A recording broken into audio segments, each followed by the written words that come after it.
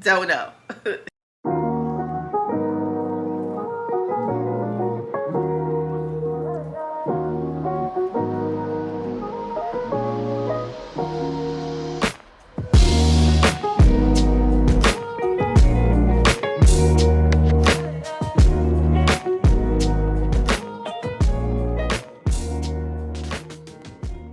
Welcome back to my channel, and if you're new here, welcome. My name is Andrea, and on this channel we talk about all things related to mature living for the woman, single woman over 50, and stay tuned to give some updates from what's been kind of going on in my life.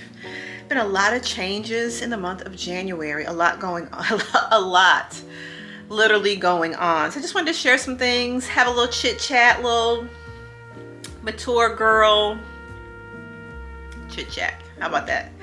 So let's get started. I did take some notes. I wanted to have some bullet points because,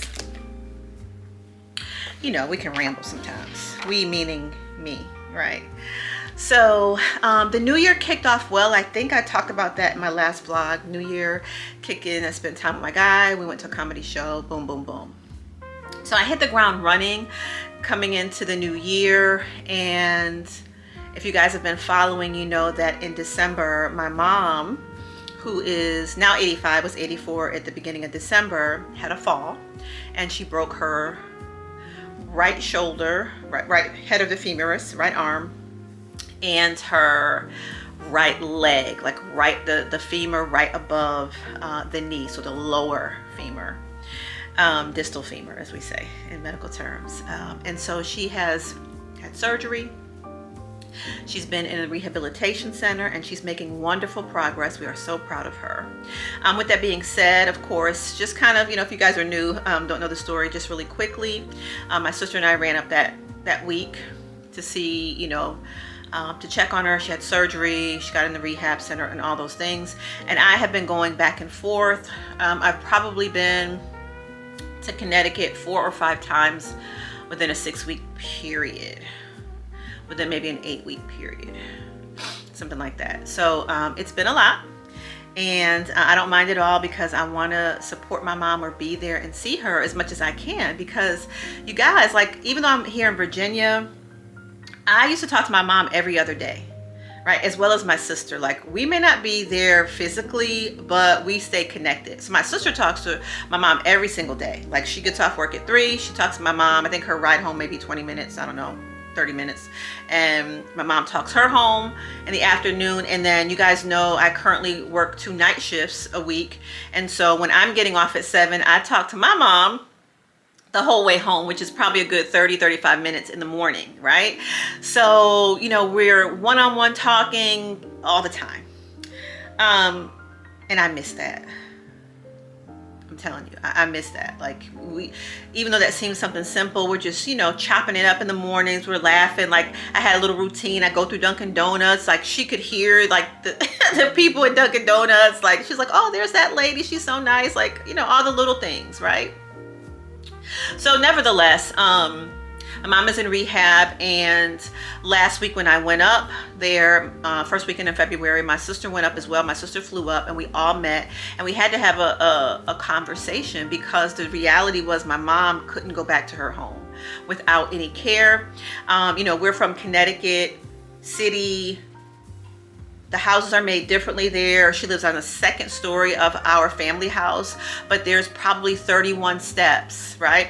The way the apartment, the house is configured is very different. The layout, just not safe, just not conducive. And at this time, she's gonna need care. She needs help. She needs someone to be there with her. Long story short, without all the details, you know, we made a decision. I made a decision. I mean, we made a decision, but I was open to have my mom come here with me. Okay, it's just me here. My house is 1 level. It's only 2 hours from my sister, so that's even convenient. It just best option versus having to put her in an assisted living. And the thing about assisted living, you know, what we're finding out is you have to have some level, right, of being able to care for yourself for assisted living, or you're in a nursing home where you need primary care. And that's just not what we want from my mom. If we can prevent that, I understand that sometimes there are situations where you really can't give care to your family member, and sometimes it warrants that. But at this juncture, what we're faced with and what the availability that we have, we decided as a family, my mom will come here. We talked to my mom about it because she has been wanting to go home, but she was in agreement. And so long story short, we're waiting on a release date as of this video, and she's going to be coming here probably sometime in the next couple of weeks. And so our family has been preparing. And I think this is important to recognize because oftentimes, as we're getting older, our parents are getting older, and situations in life changes. When my grandmother was, my grandmother passed away like at 92, almost 93, but she didn't have any major ailments. She was still basically able to walk to the restroom and, you know, pretty much dress herself. And my mom was helping her, but she was, you know, of sound mind and all that. Probably into like the last 6 months of her life, we found out she had cancer, where she broke her leg, you know, these different things. I'm saying that all that to say is, as a 56-year-old,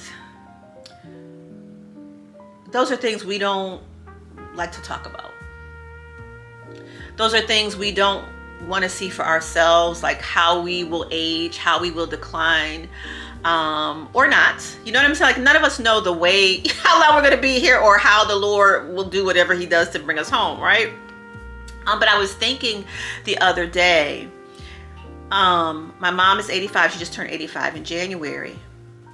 And 10 years ago, my mom was walking every day at the mall. She retired at 62. She was an avid walker, you know, active, driving and everything. And 10 years ago at 75, she was walking every day, 5 days a week at the mall, driving herself to the grocery store, all the things. And here we are 10 years later, with a huge change. Now, without divulging a whole bunch of my mom's information, but at 77, she started having some back problems. And so that kind of thwarted her daily walking. And then some decline has came over the past 8 years. Remember, you guys, COVID was 20. So 20, 21, 22, you know, COVID almost took like 3 years out of all of our lives, right? So just a lot. I said all that to say, and as a maturing woman, aging woman, 50s and 60s, like a lot of times, especially if we're single,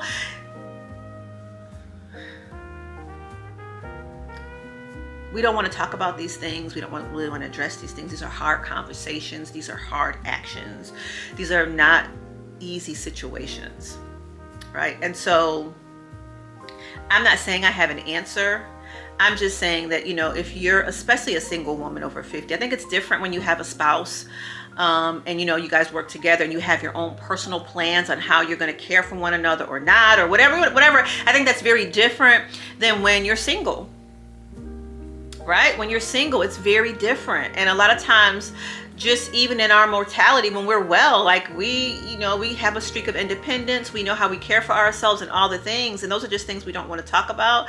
But I just want to admonish you today that if you're that woman, right, that you begin to have those conversations. You know, my desire is to remarry, but I don't know what the Lord has for me. I don't know if I'll meet a husband. I mean, I don't know if my guy that I'm dating now will be my husband, or if I have to go through, you know, I don't know. Okay, I don't know. I don't know. However, these are conversations that we have to have, right? We have to have them with our children. We have to have them with our family members. And we also need to begin to look in the legal aspects of things. And it's unfortunate. It's just not something we want to talk about, or something that we want to face. But none of us will be here forever. So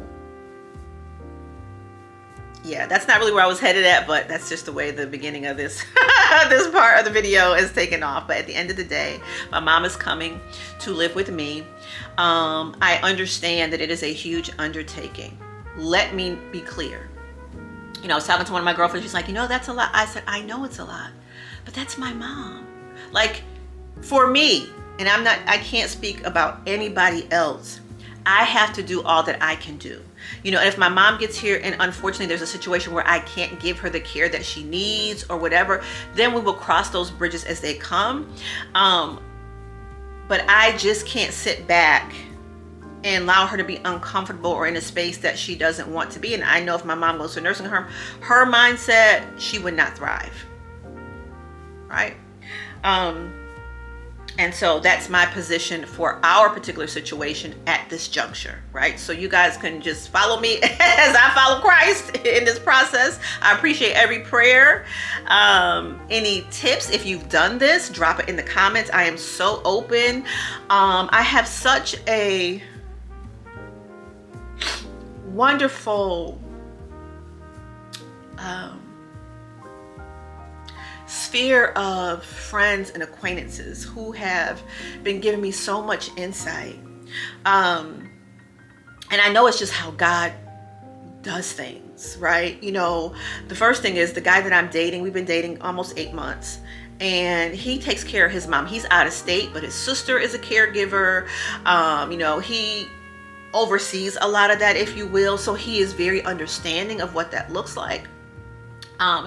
And co-workers, friends that I have, acquaintances that I have, like, so my accountant, you know, she took care of her mother, and she gave me some words of wisdom a couple of weeks ago and just shared some things about the state of Virginia and the transitioning. So the Lord is really giving me insight and sort of putting people in my life to give me answers that I need, and encouragement at this juncture in my life for my mom. And so I am so grateful for this season. I'm so grateful for the opportunity to just even be able to serve my mom.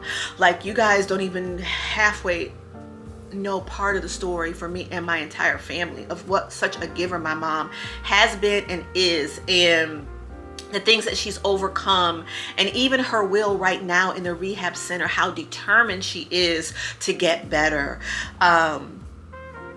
It's so inspirational, and I'm grateful. I'm just grateful. Point blank, period. So I'm not gonna cry. I don't think I'm gonna cry, but yeah.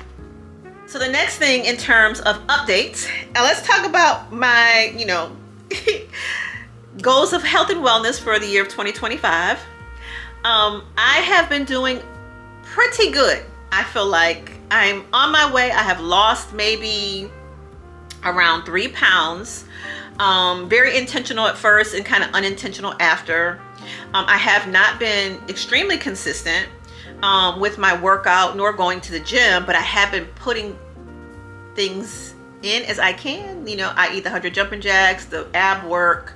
Sometimes I'm just literally picking up the weights here in the house and doing squats and doing arm work. And trying to find some schedule. Like I told you, I've been back and forth the past couple of weeks. So just really trying to stay focused on that.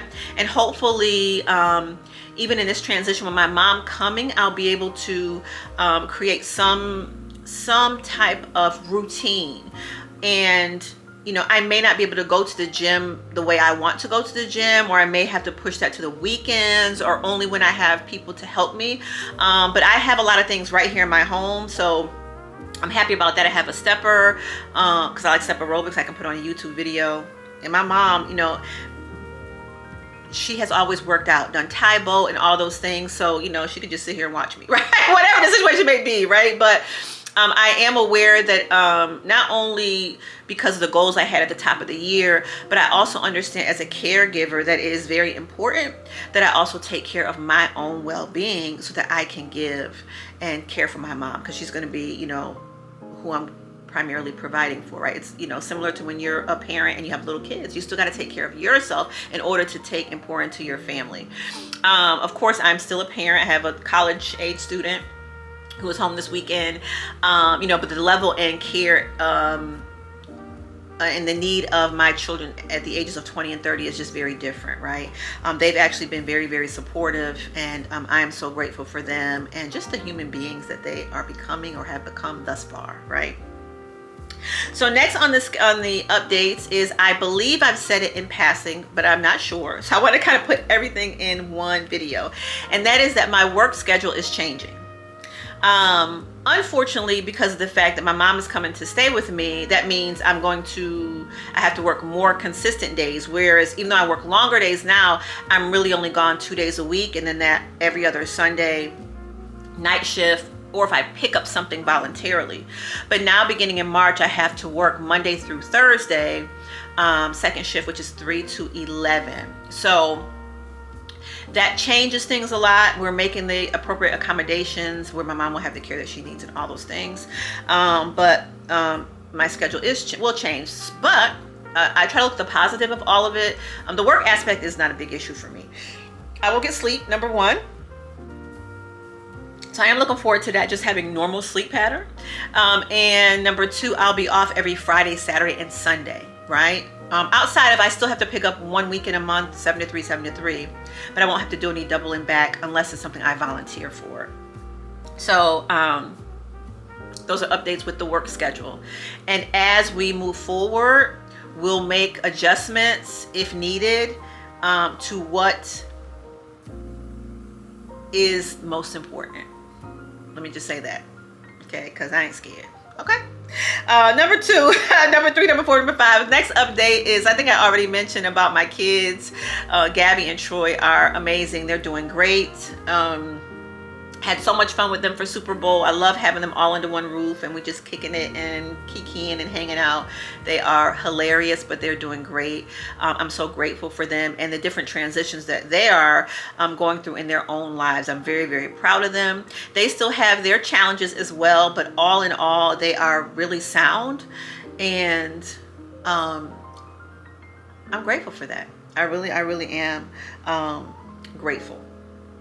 So the next update, I think I mentioned a little bit about my guy, as I refer to him here. As I said, we've been, we met almost 8 months ago. And so it's been a very, very nice interaction. So from a dating perspective, because you guys know I haven't been in a relationship. I dated a guy in 23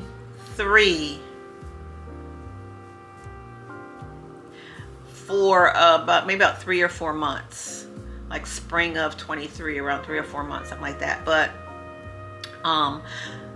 and you guys know I went on, remember I called the guy Mr. New York. We dated, but that was really literally just dating. There was no relationship, there was no chemistry, there was no anything in that.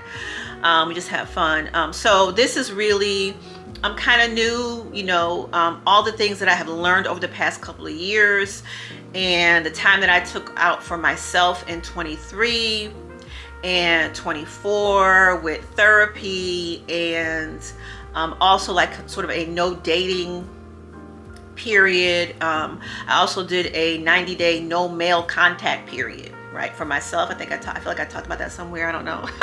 But all great things. If you want to know more about that in the dating aspects or my experience with dating in a separate video, let me know. I just kind of wanted to update you guys with that. Going well, and I'm excited, period. That's all I'm gonna say. And so I think that is really, really it, but I did want to give y'all an update with that. I can't wait for spring, because as I'm looking out right now, y'all, it's snowing. It is snowing a lot. It hasn't snowed like this in Virginia in a couple of years. Like we'll have like one little snow and that's it. But I don't know how many, this is maybe the third snow. Anyway, we just do what we do. So there you have it. Those are my life current updates, chit chat as we're rolling on into 2025. I think I'm still going to do a separate January or February reset video. I like to do that and kind of sort of review the month of January, or not. I'm not sure yet. I'm not gonna make any promises I can't keep. I do want to say this, that I really desire to post 3 times a week, and there are going to be times where I can post 3 times a week, but I ask for your grace as I am in this life transition. I will post it, you know, as much as I can. You know, this is just like a hobby for me. I just want to share and have fun and connect with you guys. So yeah, I will post as often as I can. Sometimes, like I told you guys, it's little glitches, like little technical glitches that I'm not aware of, or I don't have patience for, to be honest. I'll be like, what is going on?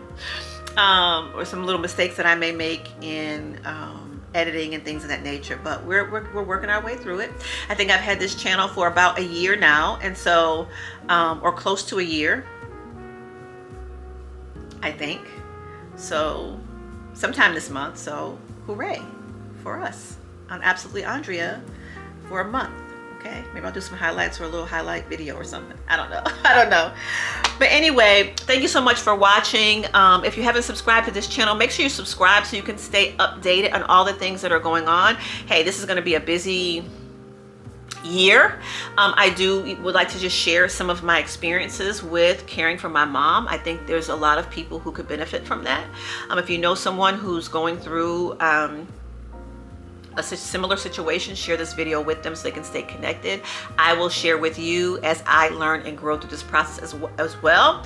And then also, we're still going to do our regular things, our hauls and all those things as well. Spring is coming up. I got an order coming on the way, so I'm excited about that. And we're going to find all the joy and sunshine in every single season of our lives that we can, because tomorrow is not promised. I plan to live a long time, and let me tell you, there's more.